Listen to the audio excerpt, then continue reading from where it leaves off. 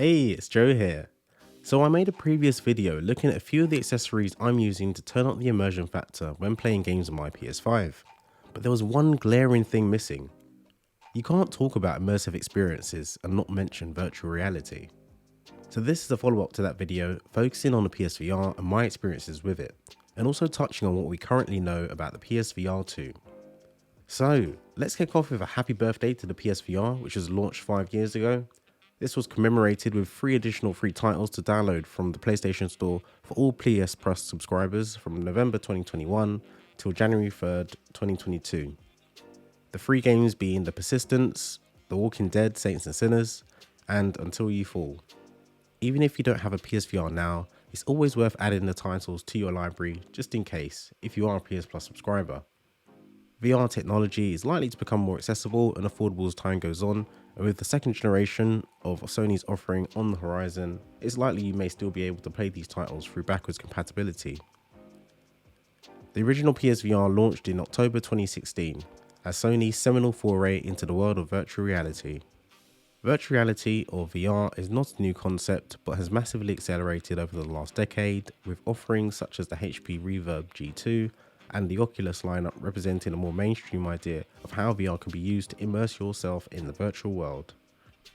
The current PSVR utilizes a headset which is tracked by the PlayStation camera, a processor box which manages the HDMI signals, allowing it to display images on the TV or monitor as well as the headset, and enabling 3D audio, and there's also a sea of cables that helps to connect everything together.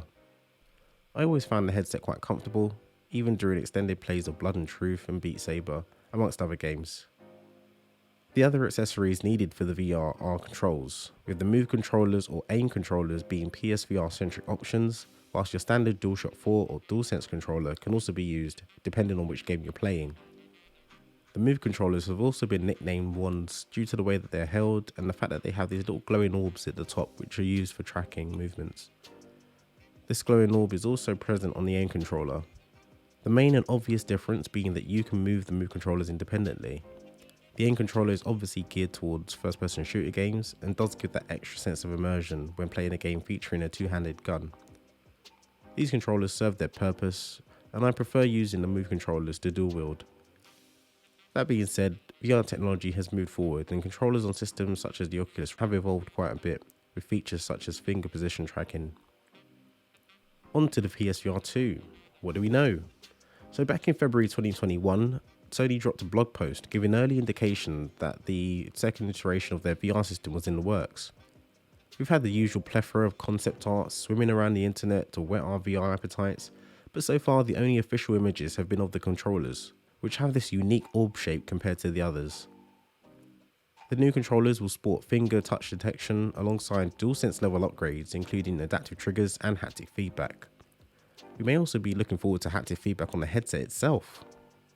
The headset is expected to have a significant jump in specs, including a wider 110-degree field of view, eye tracking, improved resolution, so potentially 2000 by 2040 pixels per eye, and a noticeable frame rate bump. For comparison, the Oculus Quest 2 has a resolution of 1832 by 1920 per eye, and the Reverb G2 has a resolution of 2160 by 2160 pixels per eye. Sony recently showcased its new OLED microdisplay technology in a head-mounted display, which also featured low latency compensation. This should allow for 3D displays without pixelation, less motion sickness, and lighter headsets. Hopefully we'll see some of this tech incorporated into the PSVR 2, as the more immersive the display is, the better the experience overall. Another great quality of life feature that Sony highlighted is that a single cable would run from the headset to the PS5.